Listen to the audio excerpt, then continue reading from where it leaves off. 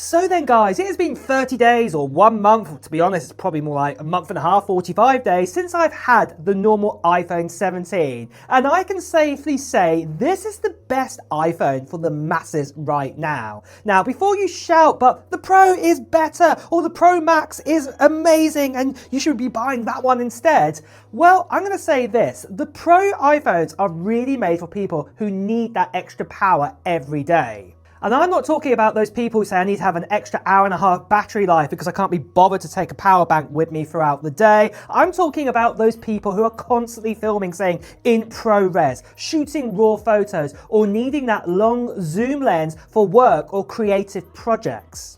And I'm going to say this, I bet there's a lot of you who are watching this video right now where you see people who've actually got a Pro iPhone and you actually think to yourself, they never actually use the Pro features, as it were. You're just buying it just for, say, the Pro status of it. Look at me, I've got an iPhone Pro model. And to be honest with you, I'm going to say this, quite a lot of you guys probably fall into that same category. Even myself, I fall into that same category, or I did before I started making this channel. But I insisted I had to have a Pro phone. But what I want to show you today is that the iPhone 17 is more than capable than you actually realize this time round compared to the other normal iPhones we've had in the past. Because honestly, the regular iPhone 17 does almost everything you want for less money here. And let's go through why, from the display to cameras to performance, battery and overall value, why this is Apple's smartest iPhone for 2025 and also as we go into 2026. Now, at first glance, when you see this new iPhone, you could mistake it for the likes of an iPhone 16 or an iPhone 15. It's the exact same design we've had for the last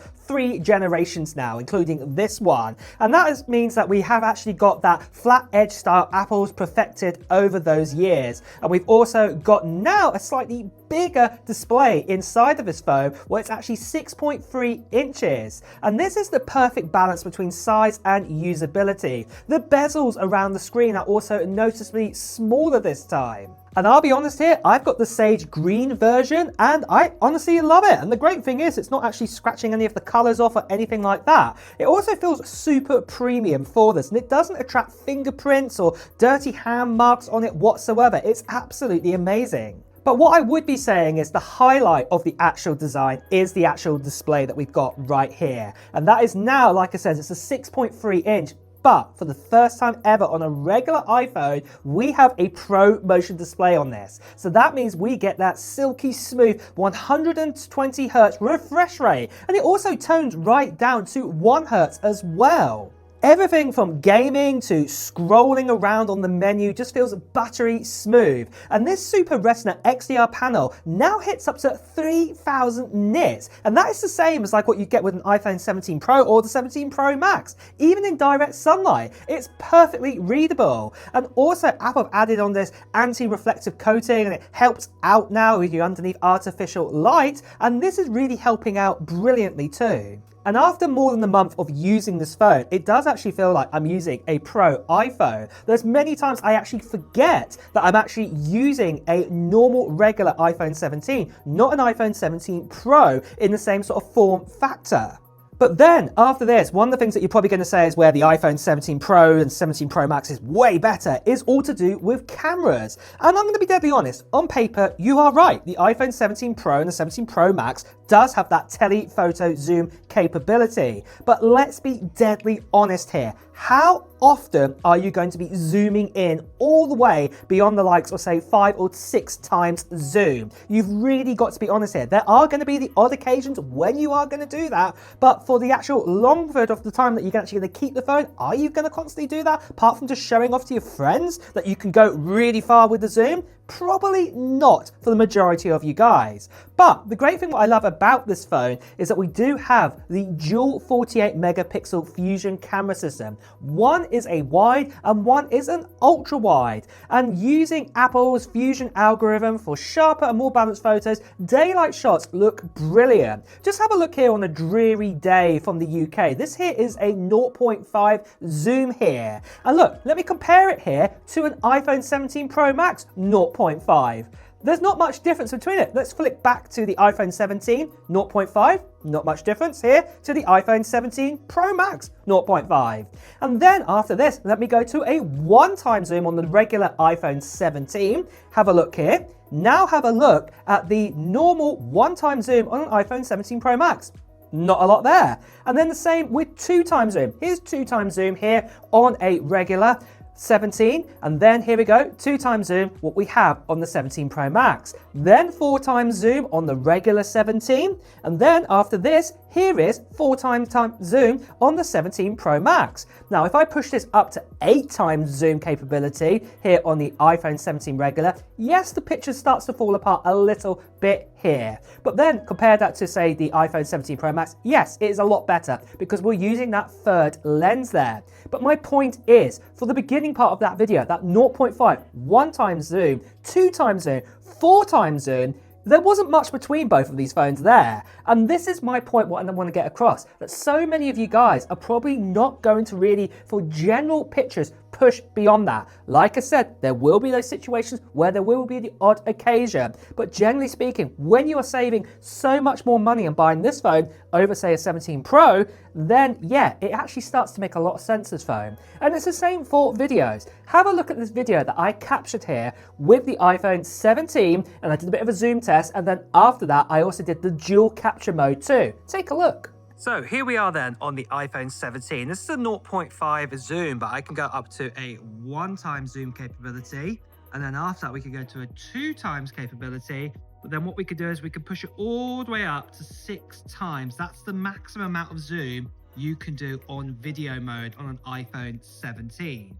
However, you can also do the dual mode camera mode, what is also quite handy, and you could do all those same sort of zoom capabilities, same sort of thing, like if I pinch here on my screen up to 6 times, also the camera control button. But that's really, really cool that we can actually still do that too. That's really, really helpful. And obviously I can move my picture around the screen wherever I want it. So this is quite good. And to be honest, for most people, this is more than enough. And overall, I think this is more than enough for most of us out there with this camera capability. And just in case you're saying, well, I take a lot of selfie photos, I do a lot of vlogging with the front camera, well, this is the thing. This time round, Apple put the exact same front-facing camera in all of their iPhones this year. So this is the iPhone 17, the iPhone Air, the iPhone 17 Pro models. They've got the exact same front-facing camera, and you can see some sample pictures that I took right here that it looks absolutely fine. There's no problems whatsoever. And this is the thing again, majority of you guys who are going to be using these kind of phones, you know, generally like to do your selfies and things like this. This phone's got the exact same capability of selfies than an iPhone 17 Pro or an iPhone Air model. Now, after this, the next thing I know what you guys are going to be saying about the iPhone 17, well, it's slower in performance, and that's going to be a big deal for me. Well, this is another reason why I beg to differ. Have a look here at the Geekbench scores that I did. I ran Geekbench, and have a look at the scores here. You can see that the A19, the normal one, is just a smidge behind the likes of the A19 Pro. Really nothing in it whatsoever. And in fact, even with gaming on the iPhone 17 normal, this is even faster on gaming than compared to last year's A18 Pro in the likes of the iPhone 16 Pro and the 16 Pro Max. And so many of us said that was more than capable. This is still faster in gaming on a regular iPhone. So you can't say that, you know, I got to have even faster gaming, because last year, loads of you guys said that the A18 Pro was more than enough. And again, this is my reasoning again. This is a fantastic phone for the masses out there, even for gaming. But what I would say isn't just about, say, for gamings and things like this. Obviously, having multiple apps open at the same time, multitasking, or fiddling around with photo editing of the snaps that you've taken. Obviously, you're not doing these in ProRes or RAW, so this is going to be fine. And even running, say, an Antutu test here, you can actually see that this is super fast. Like I said, this is even faster than what we've got the A18 Pro just from a year ago. But next of all, you guys are going to ask about thermals. What about that? Well, I am going to admit here that the likes of the iPhone 17 does run hotter. But this is the thing. These kind of thermals that you're seeing right here on the screen, this is with me pushing a hardcore benchmark on these phones. That again is something what you're not going to do on a regular basis, apart from just to show off or just to test the capability of your phone. Generally speaking, you are not going to push out a phone for day-to-day use, apart from, like I said, just to show your friends, oh, look what I can do with it. So yeah, again, I'm going to say this phone is more than capable. And then the next thing you're going to say, what about battery life? How about that? What's going on here? Well, do remember Apple put in their new N1 chip inside of it, and it really does help out with the efficiencies here for, say, network connectivity. So obviously you do get things like Wi-Fi 7 built into this. You get Bluetooth 5.4, you get Threads connection, and this is really, really good. And I would be saying, after testing this for over a month, on a light day, I still have around about 40% battery left on this phone. That's from me, say, waking up at 7 a.m. and going to bed, say, about 10:30 in the evening, or, 10 sort of time there. And that's still with 40%. On a heavier day, obviously, if I'm doing filming on this phone, a lot of it, what you wouldn't normally do, navigation and things like this, without plugging it in, yeah, the battery does drain a bit more. But then this is the other crazy thing about this phone, is that the actual battery life in the iPhone 17 normal is just a smidge, and I mean by a smidge, less than what we got with the iPhone 16 Pro Max from last year. And in fact, this even outbeats the battery life when we got in the iPhone 16 Pro from last year. And that was really great. But then after this, if you're worried about charging, what I would also say is that charging is really great on this phone as well. So, I can get to about 50% battery from dead. So that means a completely dead phone to 50% in about 25 minutes. And I've even gone from, say, 20% battery all the way up to 80% battery in around about 18 minutes on this. So, if you do just have to quickly plug it into a charger, it can do it quick enough just to help you get through the day. So this is more than capable, like I say. And even MagSafe charging, that goes up to 25 watts this time on this phone. And that is great too. But then obviously with this phone, as much as I say how great it is, there is also one or two niggles that I'm going to say what I get with this phone. For example, this is the same price as the last year's iPhone 16, the same price as the 15. And I get it that this is $799 for this phone. And that is quite a lot. But the thing is, at this point, even a month and a half after this phone coming out, you can even get deals where it's $100 off that price. And it's going to start to fall even more. And this is the thing, for a phone, as we end into 2025 and go into 2026, and for many years into the future, this is going to be a great buy phone out there. The only other one thing that also niggles me about this phone, and mainly because I live here in the UK, and that is that we cannot get a full eSIM version of this phone. That bothers me a little bit there, because battery life would probably be a little bit better for that. I know some other countries have that. I really don't get it, because we sell the likes of the iPhone Air in this country, which is a complete eSIM phone, but we still insist that we have to have a physical SIM phone here for the iPhone 17 and the 17 Pro models, which to me just makes no sense. But I know you guys in the US, for example, you don't have that problem.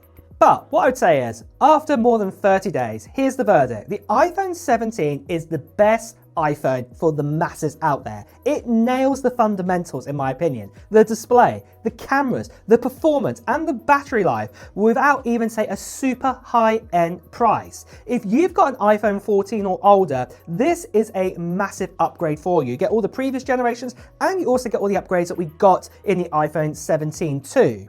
And with that, you'll notice the smoother screen, you'll notice the brighter display, the better cameras and stronger battery. And generally, you actually feel like you're using a pro phone. And this is my point. You don't need to buy a pro phone. Majority of you out there, this is more than capable. To me, more than anything this year, Apple have actually split apart the regular iPhone from the Pro phones more than anything. They've literally added all of those Pro little extra features into this phone right here, like ProRes, RAW, all of those little things, all those little extra features, the features that only kind of proper creative users are going to use. And also it's for the show off, so go, look what I could do on my phone. But for the majority of you guys, you're only going to be buying the Pro phone because maybe you're going to say that you play AAA games and it drains your battery down super quickly, or it gets too hot, or you're going to say, I have to have that extra 1 hour battery life and I'm willing to spend, $400 more than what I get with this phone. And this is the thing, this phone here, the iPhone 17, I personally, like I say again, is the best for the masses out there. And I cannot highly recommend more than enough to actually get this over a Pro phone for the majority of you. But on that then, guys, what are your thoughts on the iPhone 17 normal? Do you believe it is a great phone and it's a great phone for the masses this time? Or do you think everyone should still just go buy yourself a Pro iPhone? Let me know in the comments below. And on that note as well, guys, it's time to wrap up the video too. So if you have enjoyed watching it, please do press the like button. As always, if you want to hear the latest Apple news, reviews and comparisons, make sure you subscribe to this channel and also hit that notification bell too. Until next time, guys, I'll see you really soon. Take care. Bye bye.